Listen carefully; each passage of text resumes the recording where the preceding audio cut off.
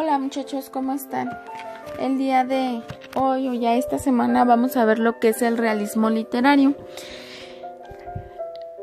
La semana pasada vimos el romanticismo literario e incluso yo les dejé ver una película que se llama El cadáver de la novia, que presenta ciertos rasgos del romanticismo, como cuáles. Bueno, algunos los lugares que presentaban pues tenían una estructura gótica. Los personajes eran completamente nostálgicos, como por ejemplo Víctor y Victoria. Hablaban de la temática de la muerte también. Tenían ciertos rasgos de melancolía, tanto en la música, ¿sí? Hablan de la muerte de una manera, podría ser que ahí es un poco cómico, porque hay un mundo de los muertos y un mundo de los vivos, y aparte es una caricatura, pero esa película fue basada en un cuento ruso que presenta rasgos del romanticismo. Ya en la película, su género se llama comedia romántica, ¿sí?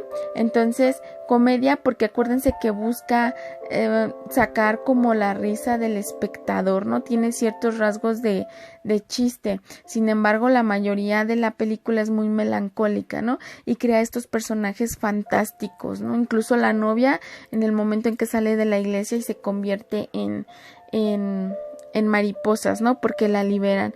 Entonces son personajes fantásticos. ¿Por qué se los vuelvo a repetir? Bueno, para que nosotros empecemos a ver cuáles son las diferencias entre el romanticismo y el realismo literario. El realismo buscaba todo lo contrario, muchachos. Ya no buscaba reflejar a personajes fantásticos, ni llenos de terror, ni nostálgicos, no. Ellos lo único que querían presentar era la realidad y la objetividad del mundo que los rodeaba. ¿Qué quería decir eso? Si ellos iban a presentar un escenario, bueno, era un escenario que existiera, no que estuviera en el mundo irreal, que fuera creado de mi fantasía, de mi imaginación, no. Podría ser que la historia se llevara a cabo en un vagón de un tren, como el cuento que ya les había dejado leer anteriormente, que es Bola de Cebo. Podría ser que fuera en el campo, que fuera en una ciudad, que presentara personajes pobres, ricos, con una psicología a lo mejor muy controvertida, pero que existían o que existen seres reales, así, o sea, no era sacado de la fantasía, ya no buscaba la nostalgia, ya no buscaba como la existencia del espíritu. Tenemos diferentes autores del realismo. El primero que tenemos es Balzac, y él tenía un libro que se llamaba Comedia Humana. También tenemos a Guy de Maupassant con Bola de Cebo, y tenemos a Gustave Flaubert con Madame Bovary. Ellos eran franceses. Por otro lado, también vamos a tener a Charles Dickens. Él era Guy de Maupassant, y con su cuento Bola de Cebo. Yo ya se los había dejado leer anteriormente. Y es francés. Y ahora sí van los ingleses. Él es Charles Dickens con Oliver Twist. Y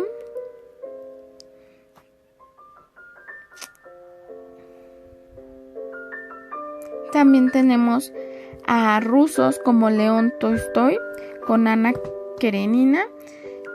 Y también de rusos vamos a tener a Dostoyevsky, que vamos a leer un pequeño fragmento de su novela de Crimen y Castigo. Él es Dostoyevsky, y nada más son unos fragmentos, muchachos, porque la novela de Crimen y Castigo pues es bastante extensa, pero está muy muy interesante. Es muy real, es como una novela importante dentro de la literatura. Tenemos características del realismo. Tenemos al narrador omnisciente.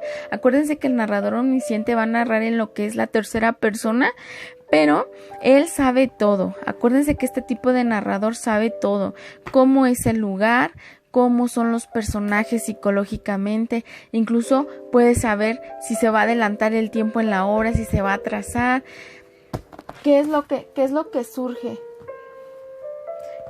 ¿Qué es lo que surge durante toda la narración? Este tipo de narrador sabe todo. Y va a narrar de una manera muy objetiva y real. Tenemos las descripciones abundantes. ¿Qué quiere decir eso? Bueno, si él va a narrar una recámara, va a narrar todo. Por eso a veces se llega a ser un poco tedioso en esa parte, porque si va a narrar la recámara, va a narrar, y la cama era una cama angosta que tenía una colcha color rosa con flores naranjas. Esas flores naranjas estaban torneadas por color rojo con un tallo color verde olivo. Tenía un holán de 3-4 metros de color amarillo en seda, bla bla bla. O sea, es muy específico en su narración. También tiene el método científico. Esto es muy interesante. ¿Por qué? Porque no buscaba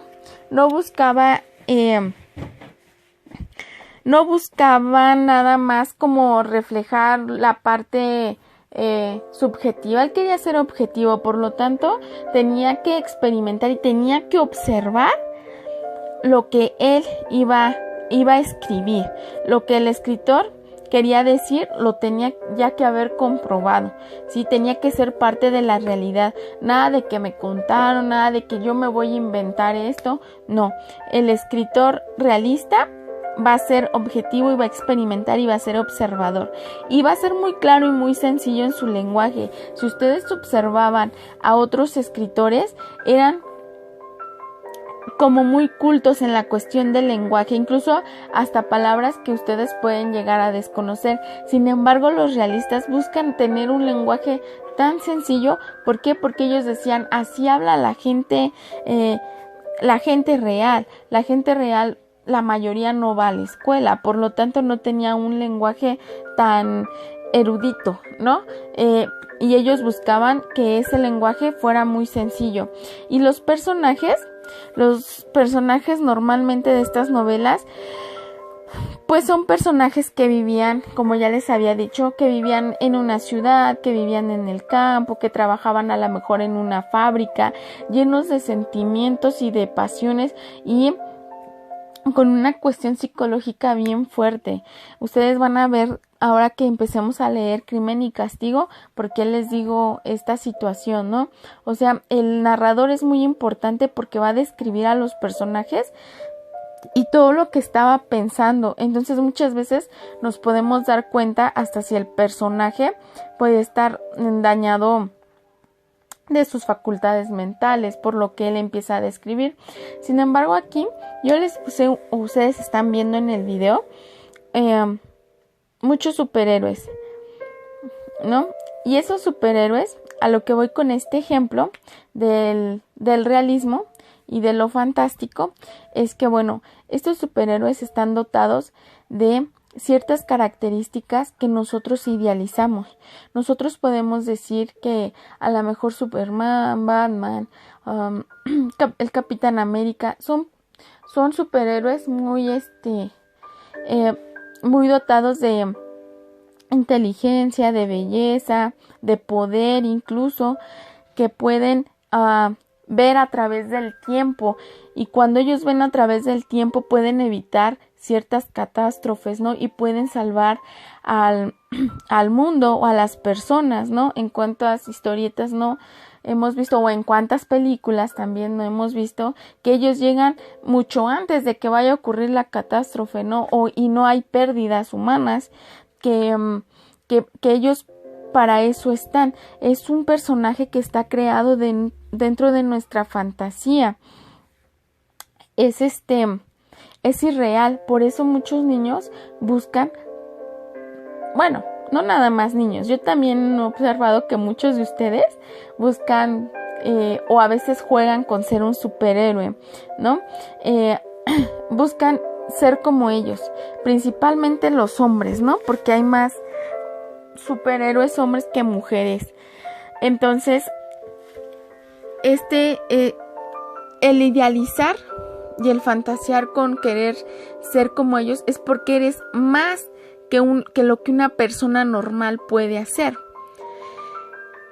Y por eso, bueno, aquí también les puse a Iron Man, ¿no? Como ejemplo. Por eso las salas hace un año iban a estar llenas, ¿no? Con los Avengers. Pero a lo que voy es eso, muchachos, a las características que puede tener todo un superhéroe dotado de todas las inteligencias, de toda la belleza y de todos los superpoderes del mundo. Sin embargo, cuando los escritores realistas iban a crear a un personaje, pues ellos observaban qué pasaba a su alrededor, ¿sí? Y entonces observaban que, bueno, nosotros dentro de una novela, ahora que la escribamos, pues vamos a meter a héroes reales. Yo aquí les puse la imagen de un soldado, ¿no? Porque a lo mejor podrían ser héroes de nuestra patria, porque ellos buscan proteger a nuestra ciudad. Nada más que ellos no tienen superpoderes para llegar antes de que ocurra, ¿no? Y tienen defectos. Puede haber gorditos, delgados, altos, tienen muchos defectos. Y no nada más físicos, sino también psicológicos, ¿sí? Ellos son la realidad de un héroe en la vida.